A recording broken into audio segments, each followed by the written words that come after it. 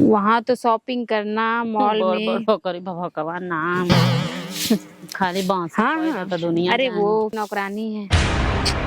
हाँ अरे हमको तो हम नौकरानी लौकत है तो के? हाँ नौकरानी? ये कौन सा तरीका है? तरीका का बम्बई से आइल बाड़ू घूम के तो बड़की नौकरानी बनल बानी हम। हाँ नौकरानी हमके कहती आलू तो बम्बई से आइल बाड़ू तो का बम्बई खरीद लेले बाड़ू? हम गाने में रहतानी आ तू बम्बई में रहती आलू तो हमके सुनावती आलू? आ ढेर चपर चपर तो कइले बाड़ू। कौन हम ना जदी कौन गाड़ी बा कौन बंगला कौन नौकर चाकर बाणा? आ के गोबर में बैठल बाड़ू बम्बई में रहती आलू तो का पता नहीं थे कि बम्बई में केंगा रहेलू? अरे झोपड़पट्टी में रहेलू? कैसे बोलत हूँ? झोपड़पट्टी में रहेलू? एगो रूम है मोही में लैट्रिन मोही में बाथरूम मोही में सज्जी मोहनी में सज्जी करे के पड़ेला।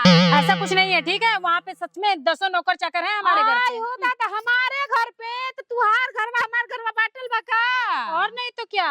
अच्छा। अरे हम अपने मायके की बात करें वहाँ पे 10 नौकर चाकर हैं 4 व्हीलर गाड़ी है फर्स्ट क्लास हम लोग जाते हैं। तोर मायके वाला चल गइल हो बम्बई हम तो पहली बार सुननी है।